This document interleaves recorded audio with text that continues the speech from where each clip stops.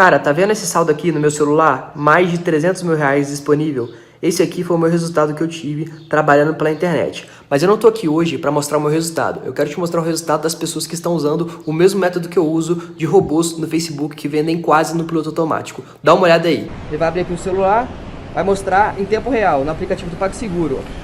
Atualmente eu tenho mais de 18 mil para sacar e ainda tenho 3 mil para receber. O método do João Pedro realmente funciona e mudou a minha vida. Você também pode fazer isso, eu quero te ensinar como. Clica no link aqui embaixo desse vídeo e vem comigo que eu vou te ensinar. Cara, 3 meses atrás eu mal sabia mexer em Facebook. Olha só esse resultado. Mas esse valor eu ganhei apenas em 13 dias. Olha isso. Cara, e tudo isso eu aprendi nos últimos 2 meses com o João Pedro. O mês nem acabou ainda, é 22 de fevereiro e eu já tenho disponível R$ 8.249 para sacar na minha conta. E todo esse valor eu aprendi sendo aluna do João Pedro. Olha só que legal, já fiz 54 vendas e faturei R$ 5.222,55. Tudo isso eu aprendi com o João Pedro. Que tal resultados como esse? Quase 11 mil reais em menos de 2 meses. Sabe como eu consegui isso? Aprendi com o João Pedro. Quer aprender como que eu fiz isso? Então clique no link na descrição desse vídeo que eu vou te contar o meu segredo. Rodar mais o Flamengo, começou a criar mais situações, aí houve o gol anulado pelo impedimento, né, com a interferência do VAR. Eu acho que se fosse empate seria talvez um resultado até mais justo, pelo que o Vasco fez dentro das suas limitações, analisando o contexto de uma semana muito tumultuada, um time que não vence agora 7 jogos, um elenco mais fraco, uma crise danada, a torcida protestando lá fora, eleição se aproximando, e isso tudo bate no jogador. O técnico do Sub-20 à beira do campo, nem treinou praticamente, então o Vasco no meio disso tudo, conseguir fazer um jogo tão igual com o Flamengo, mesmo o Flamengo desfalcado da maratona, eu acho que é um mérito do Vasco. Foi um jogo que os jogadores se superaram e conseguiram ter uma atuação muito digna. Eu acho que o empate resumiria melhor o que foi a partida. Mas o Flamengo venceu na qualidade de seus jogadores, né? O lançamento do Thiago Maia, o controle de bola do Bruno Henrique na falha do Fernando Miguel e a calma do atacante para fazer o gol, né? E com isso sai com 3 pontos. Mas nesse período, também acho que não dá para esperar muito mais do Flamengo. Por quê? Pela loucura que vai ser jogar praticamente assim já não. Não vai jogar tão bem, não vai ser tão intenso. O time não vai subir marcação no começo do jogo, ficar mordendo loucamente, não vai.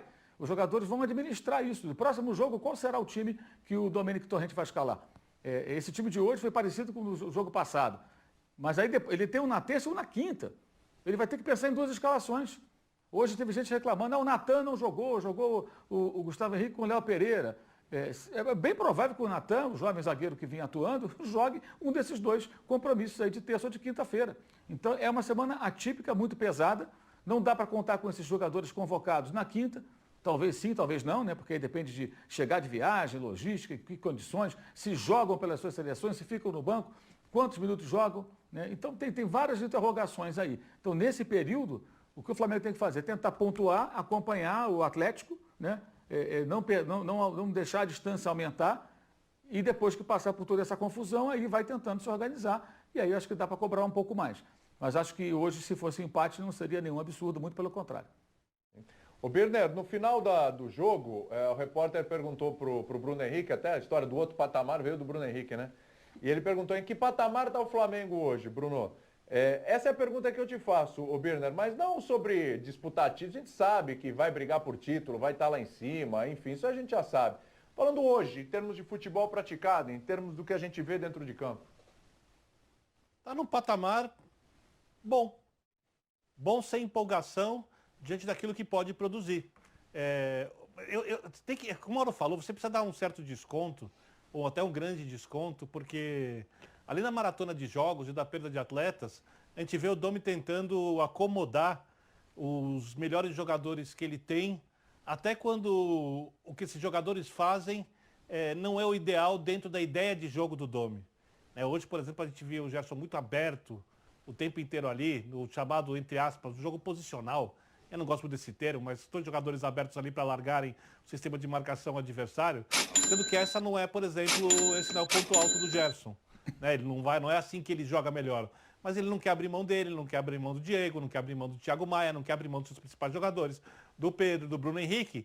E ele vai acomodando, no sistema que ele considera o melhor, os jogadores. E é óbvio que isso vai gerar uma queda de rendimento, junto com a perda de atletas, junto com o desgaste físico, junto com a falta de tempo para treinar. isso gera uma perda de rendimento. E o Vasco, como bem disse o Mauro, fez além do seu melhor jogo nos últimos tempos, um jogo muito dentro das suas características.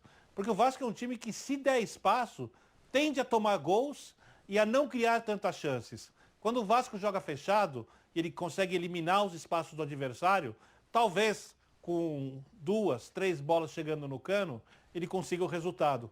E o Vasco tem que ser realista, porque a gente está falando de elencos incomparáveis. E o Vasco hoje conseguiu fazer um jogo equilibrado com o Flamengo. A atuação do Vasco é uma atuação muito digna, dentro daquilo que se pode esperar do Vasco da Gama. O Flamengo também fez mais ou menos o possível. Eu esperava até um pouco mais de intensidade da equipe, mas sou capaz de entender por que a equipe não consegue colocar intensidade, mas velocidade no jogo. Porque a situação é completamente desfavorável por todos esses aspectos. Eu acho que quando o Flamengo tiver todos os jogadores à disposição, algum tempinho para treinar, porque eu sei que não vai ser muito, né? Quando tiver todo mundo, o Domi vai avaliar quem está na melhor condição de jogo, no seu melhor momento técnico, vai colocar esses jogadores em campo, vai poder variar um pouquinho o sistema, que é outra coisa que ele também gosta de fazer. Aí o Flamengo pode atingir o patamar que a gente espera. O importante do Flamengo hoje era vencer, era se manter na briga pelo título, conseguir o resultado, e nessa maratona, principalmente nesses próximos 3 jogos, são jogos muito um em cima do outro, é um absurdo o time jogar a cada 2 dias. Isso é um absurdo, isso é uma loucura, tá? O mais importante é ganhar do que tentar atingir o outro patamar da temporada anterior. Além do excesso de jogos em pouco espaço de tempo, Calçade, tem os desfalques porque tem eliminatórias, tem seleções jogando. Então é um Flamengo que se ressente ali, principalmente do Everton Ribeiro e também do Arrascaeta, né? E que falta que esses 2 caras realmente fazem para essa equipe, hein, o Calçade? Nesse momento, assim, eu acho muito difícil, tirando o Atlético tem uma trajetória muito mais favorável. Mas aquelas equipes envolvidas em outras competições, é o caso do Flamengo, por maior que seja o elenco, porque o calendário ele já é louco, agora é difícil até definir. Jogar bem todas as partidas, acho muito difícil.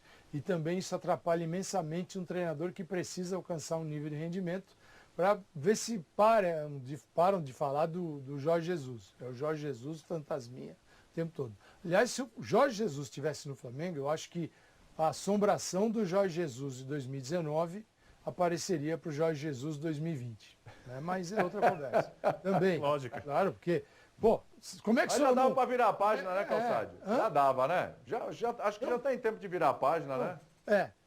O que acontece? O Flamengo está no modo, nesse momento específico, neste recorte, que é do uso do seu elenco e da sua vantagem competitiva, que é ter um elenco muito forte, de jogadores assim. Você pegar o banco do Flamengo e perguntar quem gostaria de ter aqueles jogadores, quando você... Estou falando numa situação normal, à disposição, não é? Tem vários jogadores que, ainda mais com 5 alterações, o segundo tempo, quando entram basicamente esses jogadores, as coisas podem mudar radicalmente a favor do Flamengo. Quando o adversário reduz um pouquinho, né, sua capacidade de mudança, o Flamengo amplia. Então eu vejo o Flamengo assim, no uso da sua vantagem, é o que está levando o Flamengo adiante agora, e talvez ele por um bom tempo faça isso, que é conquistar os pontos necessários sem empolgar, mas usando o elenco que tem, que era um nível superior. Mas exigir o mesmo time em todos os jogos, eu acho que o jogador, quando entra com a agenda da semana na cabeça, dá uma trava no coitado, é muito difícil. Mas é o que temos, é assim, e seguimos, porque quando tudo acabar, continuará sendo assim. Porque o vírus está na cabeça dos nossos cartolas, esse vírus é forte. É o da bagunça, é o da zona. Tem jeito. É o pior de todos. Indo um pouquinho aí pro Vasco, que perdeu o clássico, mas fez um bom jogo até, conseguiu até, concordo com o Mauro, merecia um empate. Ô Jean, o que esperar do Vasco? A gente viu o limite do Vasco com o Ramon e mais que isso não dá. Pode chegar outro treinador e colocar alguma coisa diferente nesse time, render até um pouquinho mais, ter outras opções que de repente o Ramon não aproveitava, enfim. O que você pensa para esse Vasco aí na sequência do campeonato, até pegando como base o jogo de hoje, que foi até uma boa partida do Vasco? Foi uma boa partida, o Vasco jogou muito mais próximo do seu limite do que o Flamengo. Acho que o Vasco jogou até melhor do que o Flamengo, considerando os potenciais dos 2 times, tá?